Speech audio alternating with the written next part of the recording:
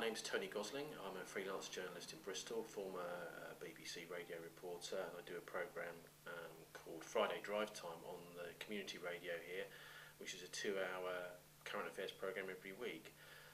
And what I'd like to talk about today is basically how history has been mistaught to people. And there's a very famous philosopher who said that education is a system of imposed ignorance. So what we're taught in different parts of the world, if you go and have a look at the curriculums that's taught in our schools, particularly primary, secondary, schools that everybody goes to, you'll find there's a lot of stuff missing from history, and also there are threads throughout history which are just disjointed by the way the curriculum is presented. So we're living in a kind of crazy world in 2011 where, for example, we're in January now, and we've just heard that the police infiltrated a protest to such an extent that they were actually instigating the protest, helping very much with the planning of it. So to what extent are £2 million or something spent on a police infiltrator?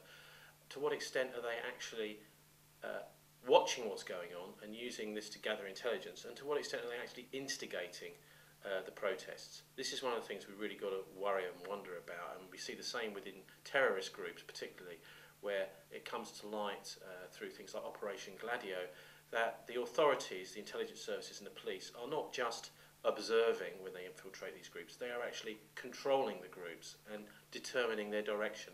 And of course in many of the cases that we've seen, this protest camp, the climate camp thing, is a very good example because of the intelligence of the actual activists. They exposed this policeman infiltrator.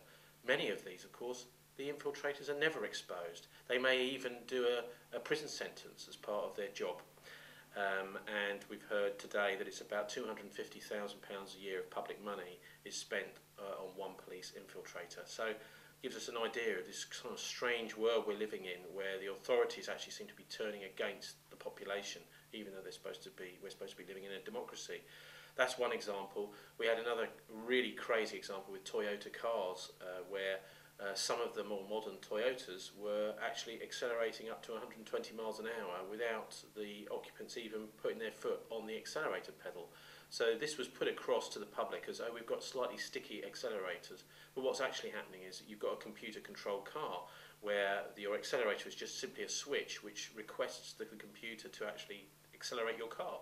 We can't be living in this crazy world where technology is actually killing us in situations like that, and Toyota should make sure in future that all the major safety mechanisms in a car, like brakes, steering and accelerator, are actually controllable by the person driving the car, not by some computer. There's another example in January 2011, that is, we're just hearing that the private bank, which has been nationalised, the Royal Bank of Scotland, the boss stands to get something like a £7 million bonus this January. Now we've had all the rhetoric from all the politicians, Conservative, Labour, Liberal, about how they're going to rein back bankers' bonuses, and yet the one who we're paying his salary, the public, the Treasury, is in control of this bank. They are still allowing this guy to walk away with a £7 million bonus. Absolutely unbelievable, and it just shows that democracy is just becoming a total facade. So why is this?